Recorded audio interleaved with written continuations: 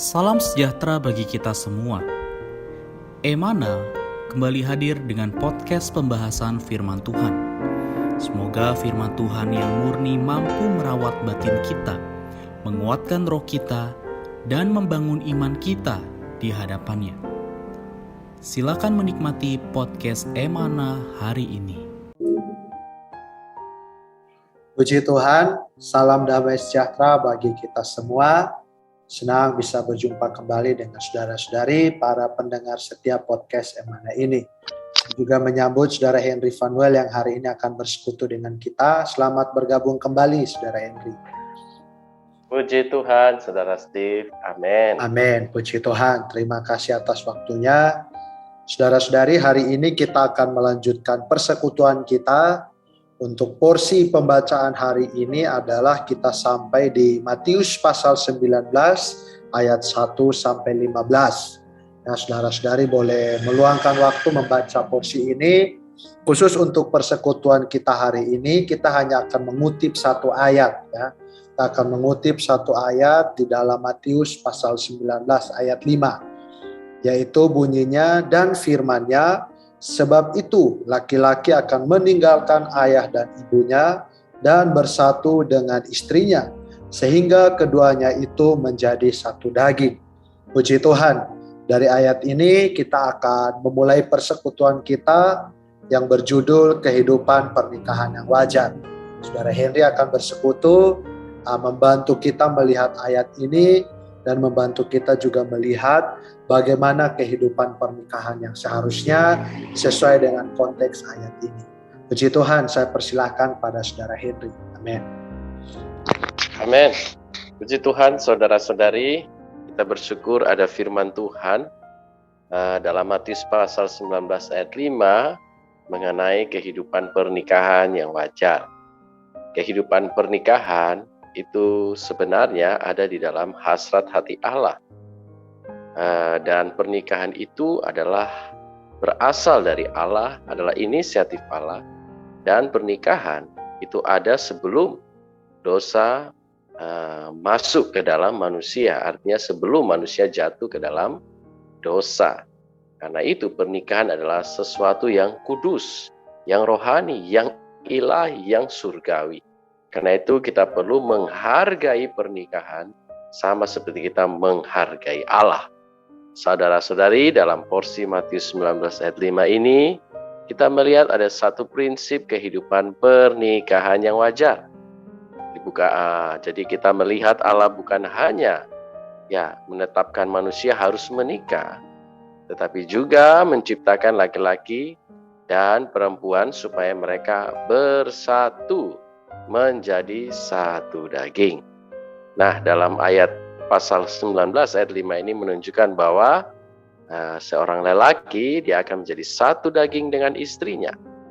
Dan saudara-saudari, kita tidak seharusnya menganggap sepasang suami istri sebagai dua persona yang terpisah, melainkan mereka adalah satu persona yang lengkap, seperti kedua belahan dari satuan yang utuh. Nah, seorang suami dan seorang istri sebagai satu unit lengkap adalah satu lukisan ajaib dari Kristus dan gereja sebagai satu kesatuan. Dalam kitab Efesus, Paulus memberitahu kita bahwa hubungan Kristus dan gereja itu seperti hubungan antara suami dengan istri. Karena itu suami merawat istrinya seperti merawat tubuhnya sendiri. Puji Tuhan, saudara-saudari. Amin. Amin. Puji Tuhan. Terima kasih untuk penjelasan di awal tadi, saudara Henry. Kalau tadi kita lihat di dalam ayat 5 ini, ada perkataan, sebab itu laki-laki akan meninggalkan ayah dan ibunya dan bersatu dengan istrinya, sehingga keduanya itu menjadi satu daging. Nah, mungkin apakah bisa memberikan gambaran apakah yang dimaksud dengan ayat ini atau mungkin dalam kasus tertentu. Amen. Setelah ada orang menikah, ada kondisi mereka harus tetap tinggal dengan orang tua di salah satu pihak. Nah, bagaimana menyikapinya berdasarkan ayat itu? Amin. Terima kasih saudara. Amin. Puji Tuhan, saudara-saudari, ya, memang ada seperti tradisi ya atau budaya dari keluarga.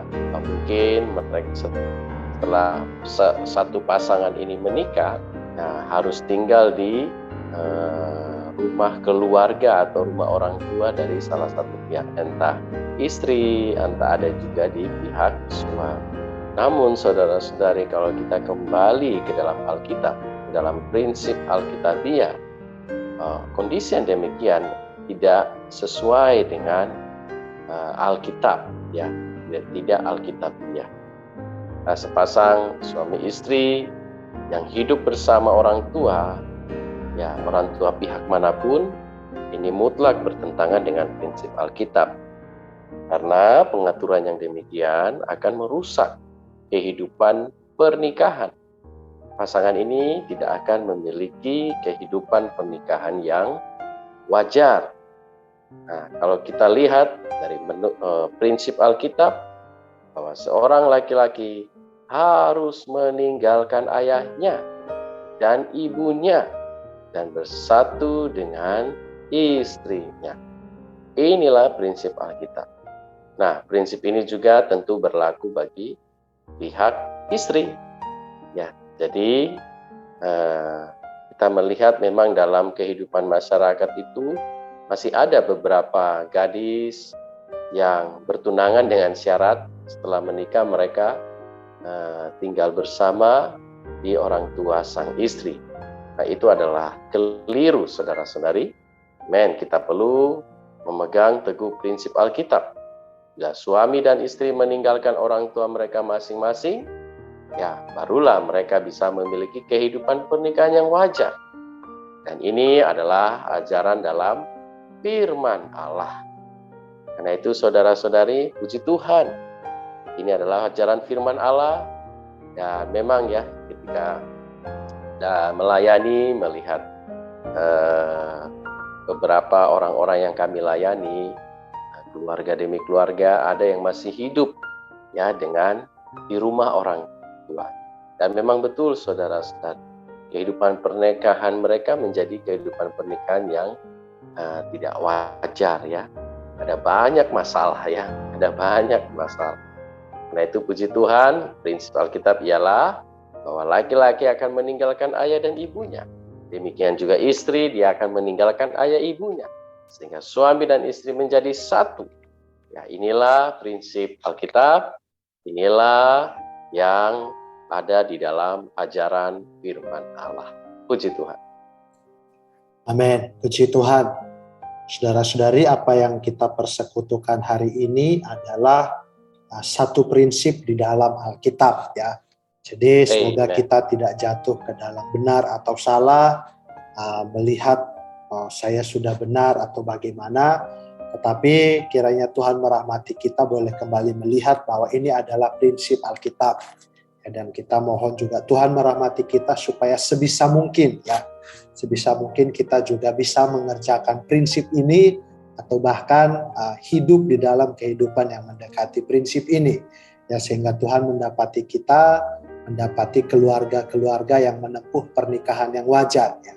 Tadi dikatakan bahwa pernikahan yang wajar ini bukan hanya bagi keluarga itu sendiri, tetapi terlebih adalah bagi kehidupan gereja.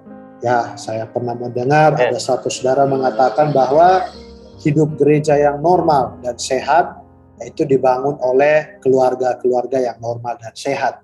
Jadi semoga prinsip ini juga bisa diterapkan di atas keluarga kita dalam kehidupan pernikahan kita. Amin. Puji Tuhan. Amen. Untuk menutup persekutuan kita, saya mohon saudara Henry bisa memimpin kita dalam doa sekali lagi. Amin. Amen. Mari saudara-saudari kita tutup di dalam doa. Amin. Tuhan Yesus, terima kasih ya Tuhan. Amin. Setiap aspek kehidupan manusia, khususnya kehidupan pernikahan, oh Tuhan, semuanya ada tertulis di dalam firman Allah. Amin. Biar dapat kami semua, setiap saudara-saudari yang berkeluarga, oh Tuhan, mereka boleh hidup menurut prinsip yang sesuai dengan ajaran firman Allah. Tuhan, kami berdoa sehingga keluarga-keluarga di dalam gereja, dari keluarga-keluarga yang memiliki kehidupan pernikahan yang wajar. Amin. Terima kasih Tuhan, kami cinta kepadamu. Amin. Puji Tuhan. Terima kasih Saudara Henry atas waktunya dan persekutuannya.